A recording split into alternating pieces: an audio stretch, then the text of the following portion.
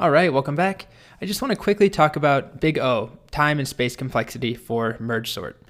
So we haven't mentioned it really, although I showed you in the very first intro to merge sort video how much faster it is, at least anecdotally, compared to something like bubble sort.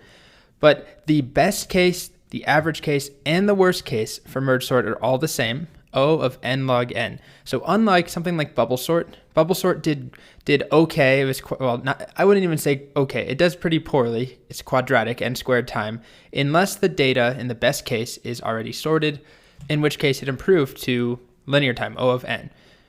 Merge sort has no such, how do I want to say this? There's no edge case like that in merge sort. It doesn't care what the data looks like. It doesn't have an impact. It's going to split it up over and over and over and merge things over and over and over, no matter what the input is. If it's already sorted or if it's reversed or totally random, it doesn't really matter. So that's the first point. Now, the second thing is, why is it n log n? Where does that come from? And definitely I would not expect you just to know that or even necessarily to be able to compute that right away. But here's a basic overview. So if we start with an array of 8 elements, so this is showing at the end of the process merging them together, but let's say we're starting here and moving upwards. So we have to split it into 2 pieces. So that's one decomposition. Then we split it again, and that's another decomposition, and then again until we get items that are arrays that are 1 item long.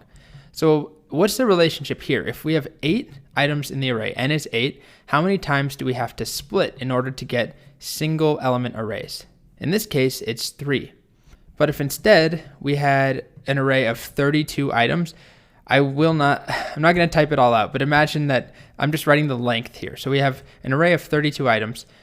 We could do a split, which gives us one array of 16 and another of 16.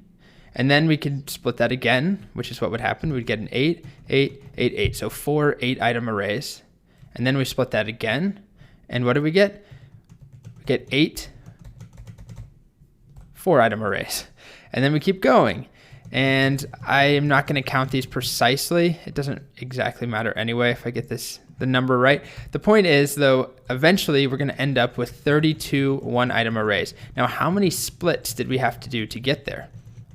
I'm not counting. Please don't hold me accountable here. How many splits? Well, here's the first split, the second, the third, the fourth, the fifth. So as n grew to 32, we had 5 splits. When n was 8, we had 3 splits. What's that relationship? Well, going back to the big O section, that's log n. Now remember, we're talking about base 2, so log base 2 of n. What that really means is 2 of what power gives us n. So in our case, if we have 8 elements, we take 2 and raise it 3 times, 1, 2, 3, to get 8. Or if we have 32 elements, that means 2 times 2 times 2 times 2 times 2. 2 to the 5th power is going to give us 32. So that's where the log n comes from. As n grows, the length of this array, the number of times we have to split it up grows at the rate of log n. Now, what about the n log n? Where does that come into play? Well, each time that we decompose it, we have O of n comparisons when we're doing the merge. So for example, let's take a look at this row right here. This is on the way back to the merge towards it's the last step of merging. There's always 8 items we're comparing each time through, right? We're not adding or removing items at any point. We're just splitting them up and moving them around. But there's always 8 things total. So here, we would start and compare 1 and 3. That's a single comparison. And then one of those is chosen, which is 1. So then we move on and we compare 2 and 3. And then we compare 3 and 6, and then 4 and 6. And at the end of the day, we have O of n comparisons on each of these. So as n grows, the merge algorithm itself, not the merge sort, just the merge, has time complexity of O of n. So if we have 1,000 items in the array, there's roughly 1,000 comparisons that need to be made. If we have 8 items in the array, there's roughly 8 comparisons that need to be made to merge. So in total, we end up with n log n. So O of log n is the number of decompositions. As n grows, there are the number of times we split n, the number of times we split the array grows at the rate of log n. But then each time we do split, each decomposition, we have O of n comparison to actually perform the merging. So in total, we end up with O of n log n. So if we look at a chart, here's O of n log n. You can see it's way better than something like O of n squared quadratic time.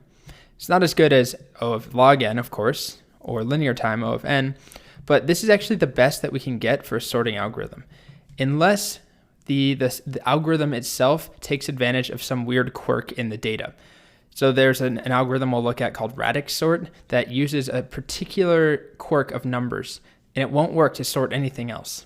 But if we want a data agnostic sorting algorithm, the best we can do is O of n log n. So merge sort is doing great. It's always O of n log n, best, worst, and average time. And then finally, space complexity. So this is a bit different compared to things like bubble sort, which have a constant space complexity. When we talk about merge sort, as we have a larger array, we have to store more arrays in our memory, and not in our memory. We have to use more space. So that is a trade-off. Now, usually we care about time complexity, but if space is a consideration, then absolutely something like merge sort takes up a lot more space compared to bubble sort or any of the other earlier sorts. Okay, so that is the big O of merge sort.